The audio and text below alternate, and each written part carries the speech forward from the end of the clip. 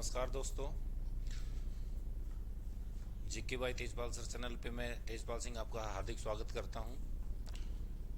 जैसा कि आप लोगों को विदित है, Chandigarh police, Delhi police, Haryana group C और ग्रुप डी की जो भर्तियां हैं अपकमिंग में, वो अभी उनकी प्रिपरेशन के लिए हमारे जो ऑफलाइन बैचेज हैं, प्रयास एजुकेशन हब नारनौल के नाम से बस स्टैंड के सामने और इंस्टीट्यूट है, वो मॉर्निंग की क्लासेज सुबह 9:15 बजे से रन होती हैं और 2 बजे तक इनका टाइमिंग होता है। ऑफलाइन प्रोसेस जो चलती है क्लासेज उनका, तो जो नज़दीक के स्टूडेंट है जिसको भी ऑफलाइन क्लासेज प्रयास एजुकेशन हब में लेनी है, वो बस स्टैंड के पास नारनौल विजय हॉस्पिटल के पास आके अपना कंसल्ट कर सकते हैं। इसमें आप लोगों का दिल्ली पुलिस का, चंडीगढ़ पुलिस का, हरियाणा सी ग्रुप और डी ग्रुप, इनकी जो कंप्लीट सिलेबस के साथ में कंप्लीट जो कोर्स है वो बहुत ही कम से कम समय में करवाने की कोशिश करेंगे और करवाएंगे, और उसका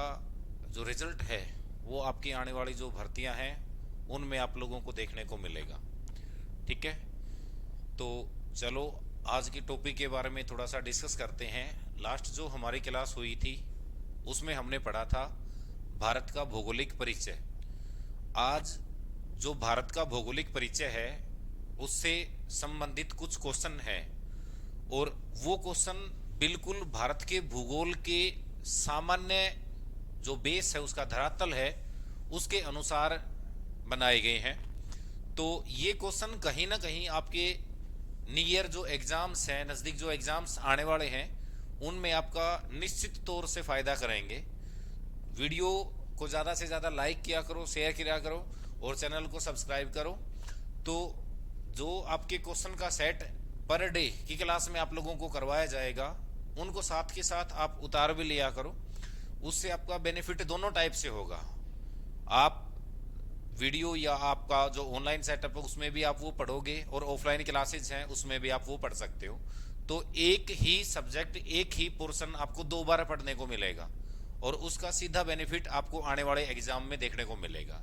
तो चलो आज के जो आपका टॉपिक है उसके बारे में डिस्कस करते हैं। तो भारत का जो भौगोलिक परिचय था उससे संबंधित कुछ क्वेश्चन है सिंपल, तो उन क्वेश्चंस के बारे में डिस्कस करते हैं। जैसे अपना क्वेश्चन नंबर 1 शुरू होता है कि भारत की आकृति कैसी है। क्वेश्चन नंबर 1 है, भारत की आकृति कैसी है। ये जब मैंने आपको टॉपिक पढ़ाया था तो इसमें बताया था कि जो भारत की आकृति है वो कैसी है भाई, चतुष्कोणीय है। चतुष्कोणीय का मतलब क्या है कि वो चतुर्भुज के जैसी तो है लेकिन चतुर्भुज नहीं है। चतुष्कोणीय का मतलब 4 भुजाओं की जैसी, तो 4 भुजाएं तो हैं उसमें, लेकिन वो पूर्ण रूप से चतुर्भुज नहीं है। जैसे ये मान लो कोई आकृति ऐसी होती है तो 4 भुजाएं तो इसमें भी है, लेकिन किसी को हम वर्ग बोलते हैं, किसी को हम आयत बोलते हैं, तो किसी कोई स्थिति होगी जिसको हम आयताकार भी बोल सकते हैं, वर्गाकार भी बोल सकते हैं। तो वैसे ही भारत की जो आकृति है वो कैसी है, चतुष्कोणीय है। मीन्स 4 भुजाओं की तो है लेकिन चतुर्भुज वो नहीं है। उसकी जो भुजाएं हैं वो एक जैसी नहीं है, इसलिए उनको हम किसी वर्गाकार या आयताकार की आकृति के रूप में परिभाषित नहीं कर सकते। अगला क्वेश्चन डिस्कस करते हैं आपका एशिया महाद्वीप में। क्वेश्चन नंबर 2 है आपका, एशिया महाद्वीप में भारत की स्थिति किस दिशा में है। किस दिशा में है मीन्स एशिया महाद्वीप में भारत जो है वो कौन सी दिशा में पड़ता है। जैसे आपने पढ़ा कि दिशाएं आपकी 4 होती हैं, तो एशिया महाद्वीप की जब हम बात करते हैं तो एशिया महाद्वीप का जो दक्षिणी हिस्सा है, दक्षिणी पार्ट, इस दक्षिणी दिशा में या दक्षिणी हिस्से में जो देश आता है उसका नाम क्या है भाई, भारत। तो इसलिए अगर आप लोगों से पूछे कि एशिया महाद्वीप में भारत की स्थिति बताएं, तो एशिया महाद्वीप में भारत की स्थिति कैसी है, दक्षिण दिशा में स्थित है। और इसके ये बोल सकते हो कि जो दक्षिण दिशा है एशिया महाद्वीप की, उसमें जो फैला हुआ देश है या जो स्थित देश है उसको हम क्या बोलते हैं, भारत बोलते हैं। ठीक है, अगला क्वेश्चन डिस्कस करते हैं आपका, भारत के अक्षांशीय विस्तार एवं देशांतर विस्तार, अक्षांशीय विस्तार एवं देशांतरीय विस्तार में कितना अंतर है? अक्षांशीय विस्तार एवं देशांतरीय विस्तार में कितना अंतर है? देखो दोस्तों, जब ये क्लास मैंने आप लोगों को पढ़ाई थी तो मैंने आप लोगों को बताया भी था कि जो अक्षांशीय विस्तार की अगर हम बात करते हैं तो भारत का अक्षांशीय विस्तार 8 डिग्री 4 मिनट से शुरू होता है और 37 डिग्री 6 मिनट तक ये जाता है। और अगर देशांतरीय विस्तार की बात जब हमने पढ़ी थी तो ये पढ़ा था 68 डिग्री 7 मिनट से लेकर 97 डिग्री 25 मिनट तक इसका विस्तार है वो जाता है। तो अब हम क्या पढ़ने लग रहे हैं, वहां पे हमने पढ़ा था अक्षांशीय विस्तार और देशांतरीय विस्तार, दोनों चीजें अलग अलग पढ़ी थी। अब इसने क्या बोला है, अक्षांशीय विस्तार एवं देशांतरीय विस्तार में अंतर कितना है, अंतर पूछा है इसमें। तो सीधी सी बात है, ये हम ये देखेंगे क्योंकि इसकी जो दिशा है उसके अनुसार चेंज करेंगे इसको कि इसमें और इसमें, इन दोनों के अकॉर्डिंग।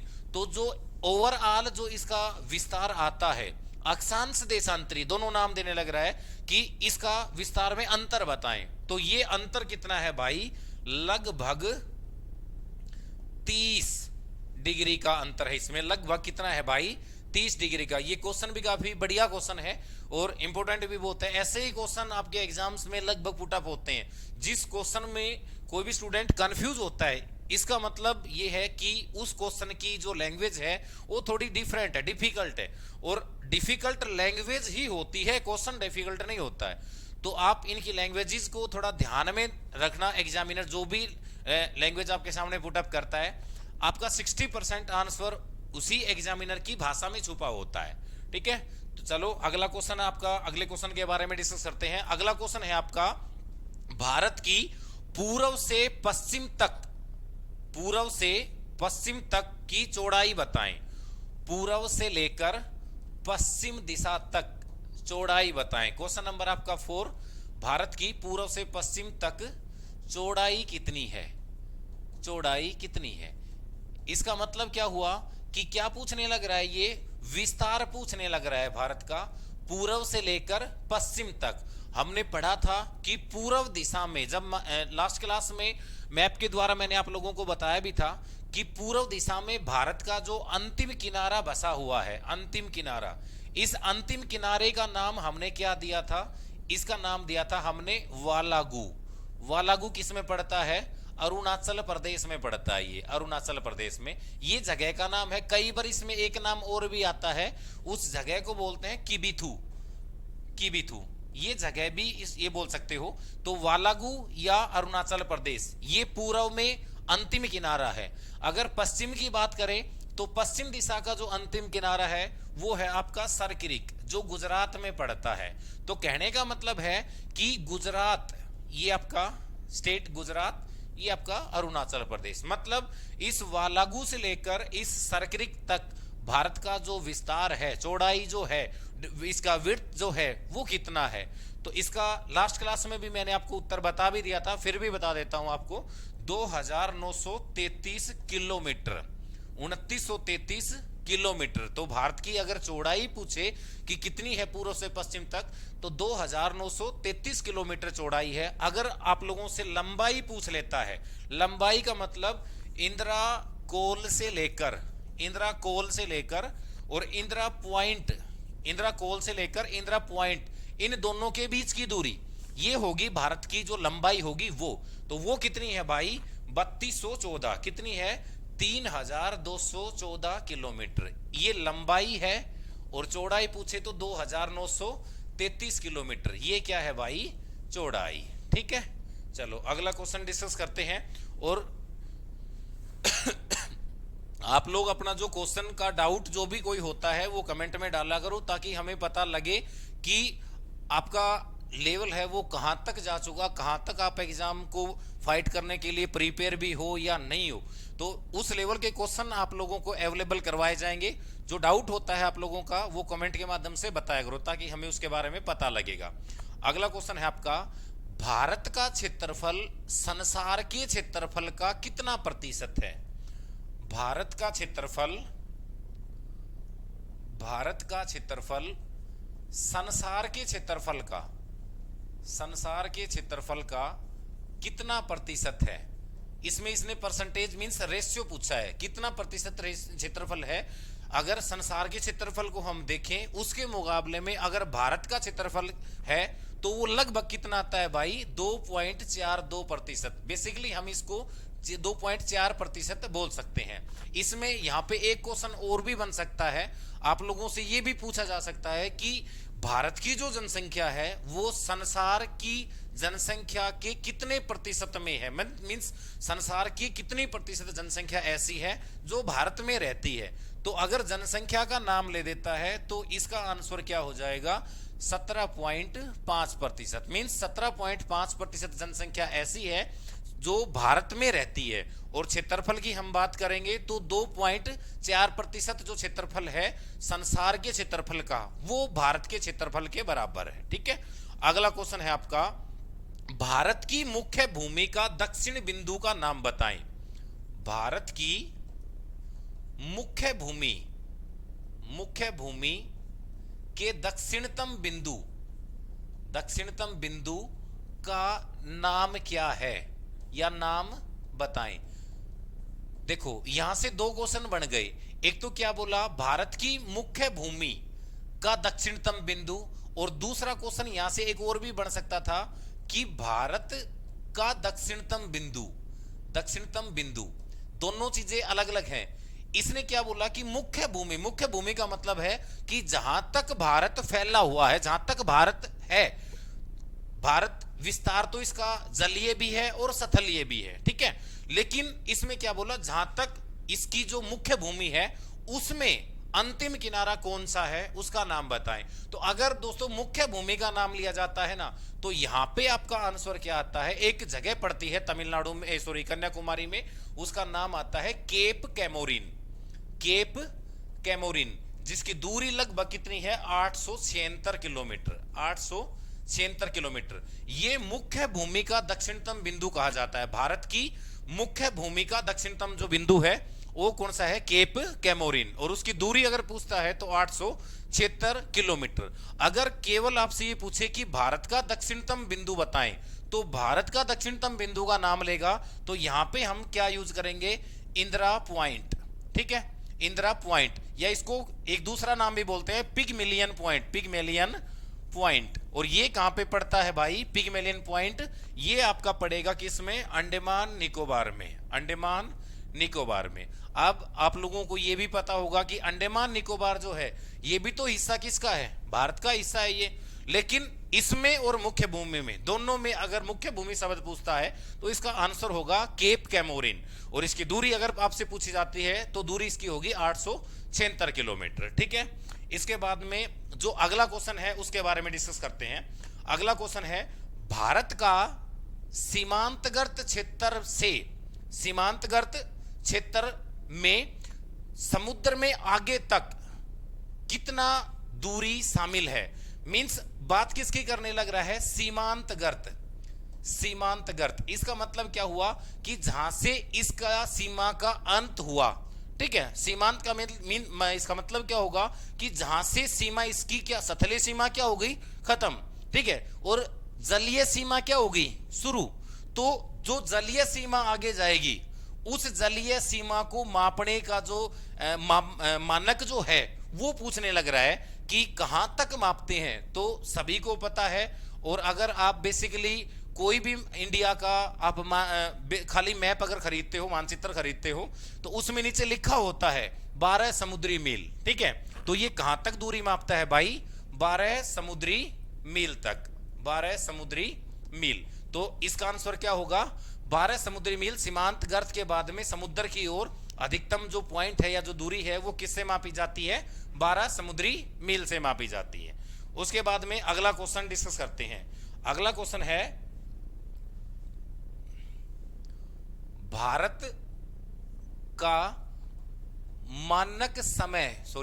की मानक समय मानक समय रेखा है, मीन्स कौन सी है मानक समय रेखा? तो इसके बारे में भी आप लोगों ने पढ़ा कि कौन सी है, 82 या 82.5 आप इसको बोल सकते हो, 82 सही 1/2 जो है वो मानक समय रेखा कही जाती है। इसको ये इलाहाबाद के नैनी से निकलती है, और अगर आपको वेरीफाइड करना पड़े कि ये मानक समय जो रेखा है, ये 82.5 नंबर की जो लाइन है वो क्यों है, तो आपने देशांतरीय जो विस्तार था उसके बारे में पढ़ा था। भारत का देशांतरी विस्तार कितना था? 68 डिग्री 7 मिनट से 97 डिग्री 25 मिनट, ये देशांतरी विस्तार था। अगर आप इन दोनों को जोड़ देते हो, 97 में 68 को जोड़ दो, कितना आया भाई? 165। और ये 165 को आप 2 से भाग दो, कितना आया?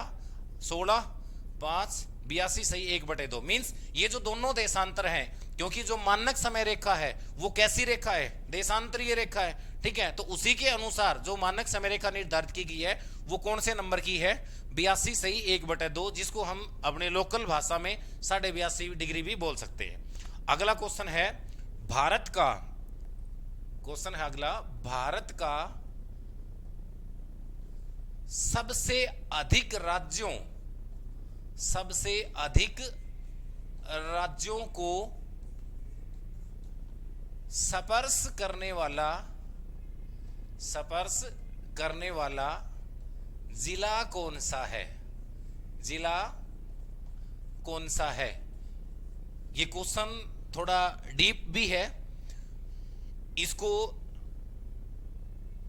आंसर इसका देने से पहले आप लोगों को थोड़ा सा डीप में पढ़ना पड़ेगा, क्योंकि इसने क्वेश्चन क्या बोल दिया कि जिले का नाम बोल रहा है कि कौन सा ऐसा जिला है जिसकी सीमा सबसे अधिक राज्यों को टच करती। मींस यहां पे स्टेट का नाम ले दिया कि कौन सा ऐसा जिला है जिसकी सीमा सबसे ज्यादा राज्यों को छूती है, ठीक है।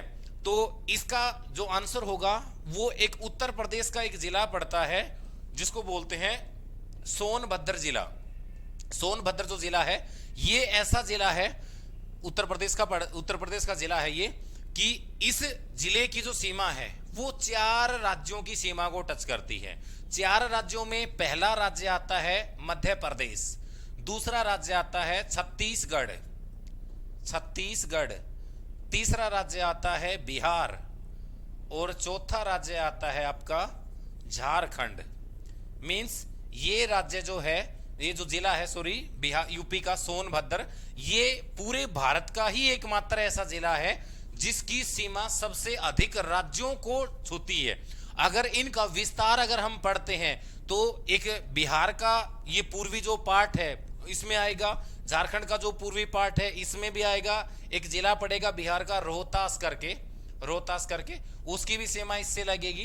तो ये जो 4 जो राज्य हैं, इन चारों राज्यों की सीमा से अगर किसी जिले की सीमा के बारे में पूछा जाए कि कौन सा ऐसा जिला है, तो वो जिला कौन सा है भाई? सोनभद्र उत्तर प्रदेश का ऐसा जिला है जिसकी सीमा 4 राज्यों की सीमा से लगती है, ठीक है।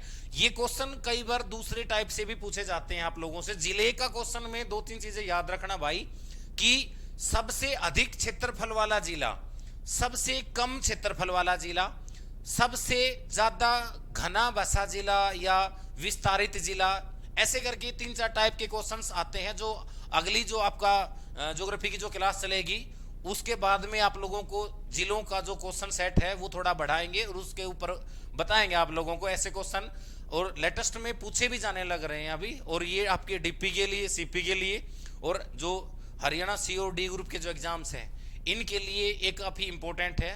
सिलेबस को थोड़ा ध्यान से पढ़ना, क्योंकि सिलेबस में दोबारा से बदलाव हो चुका है।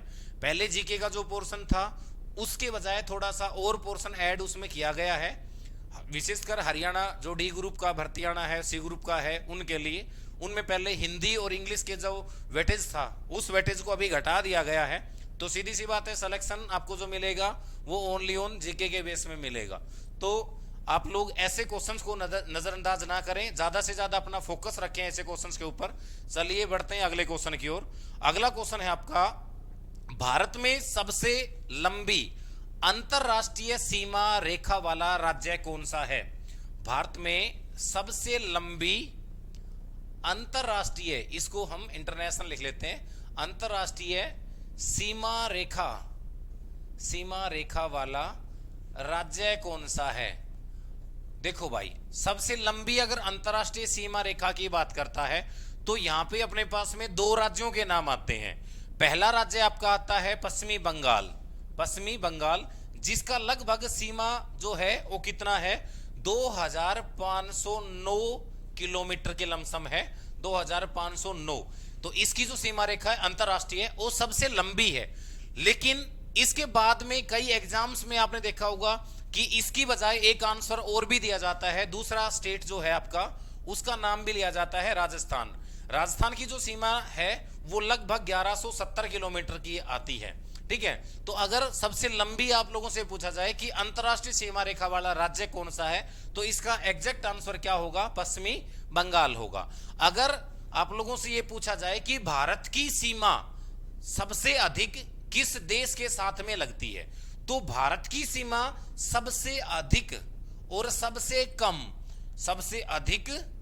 सबसे कम, ये दोनों चीजें बताई भी थी मैंने आपको। अगर सबसे अधिक का नाम लेता है तो बांग्लादेश के साथ में लगती है भाई, और ये सीमा की लंबाई कितनी है, ये बॉर्डर की लंबाई कितनी है, 4096 किलोमीटर लंबा बॉर्डर लगता है बांग्लादेश के साथ में। और सबसे कम का नाम लेता है तो ये लगता है अफगानिस्तान के साथ में। ये कितना है भाई, 106 किलोमीटर का बॉर्डर लगता है अफगानिस्तान के साथ में, 106 किलोमीटर का। ठीक है, आइए बढ़ते हैं अगले क्वेश्चन की ओर। अगला क्वेश्चन है, कितने देशों के साथ भारत की सीमा जल और स्थल दोनों में लगती है? कितने देशों के साथ भारत की सीमा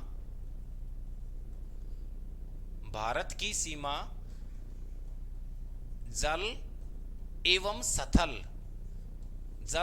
स्थल दोनों में लगती है? तो अगर जल और स्थल दोनों शब्द का यूज करने लग रहा है ना, तो हमारे पास में देश कितने हैं, 7। मींस 7 जो थे शुरुआत में, कि इन 7 देशों के साथ में लास्ट क्लास में अपने पढ़ा कि भारत की जो सीमा है वो लगती है। लेकिन उसमें हमने किसके बारे में पढ़ा था, उसमें किसी जलीय के बारे में पढ़ा, किसी स्थलीय के बारे में पढ़ा। लेकिन इस क्वेश्चन का यहां पे आंसर अलग होगा। इसका मतलब क्या है कि ऐसे कौन कौन से देश हैं जिनकी सीमा जल से भी लगती है और स्थल से भी लगती है? तो अपने पास कितने देश आते हैं भाई, 3। कौन कौन से देश आते हैं? नंबर 1 देश का नाम आता है पाकिस्तान, नंबर 2 देश का नाम आता है बांग्लादेश, और नंबर 3 देश का नाम आता है भाई म्यांमार। मींस ये 3 देश ऐसे हैं जिनकी सीमा भारत के साथ में जल में भी और स्थल में भी दोनों साइड में लगती है।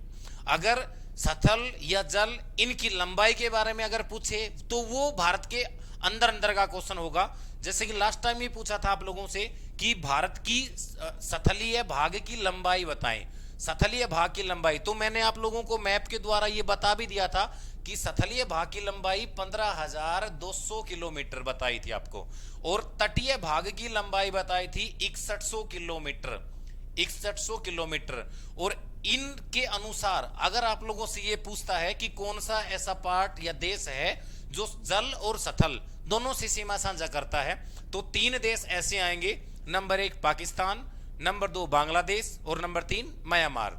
अगर बेसिक बॉर्डर लाइन आप लोगों से पूछे कि म्यांमार के साथ में भारत की सीमा लंबाई बताएं, म्यांमार के साथ में भारत की सीमा लंबाई बताएं, तो ये सातों देशों का जो क्वेश्चन है, कंफ्यूजन है, वो मैं आप लोगों को एक बार क्लियर कर देता हूं। म्यांमार के साथ में सीमा लंबाई लगती है आपकी 1643 किलोमीटर।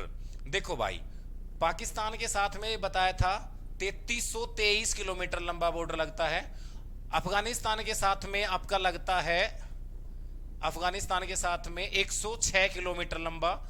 बांग्लादेश के साथ में लगता है आपका 4096 किलोमीटर लंबा, 4096 किलोमीटर। नेपाल के साथ में लगता है 1751 किलोमीटर का। भूटान के साथ में लगता है आपका 699 किलोमीटर। और म्यांमार के साथ में अगर हम बात करें तो 1643 किलोमीटर। और एक देश बच गया आपका चीन के साथ में बात करें तो 3488 किलोमीटर। अगर आप इनको काउंट करेंगे 1 2 3 4 5 6 और 7, तो ये जो 7 देश है इनके साथ में सीमा लंबाई का जो क्वेश्चन है वो आप आसानी से सोल्व कर सकते हो।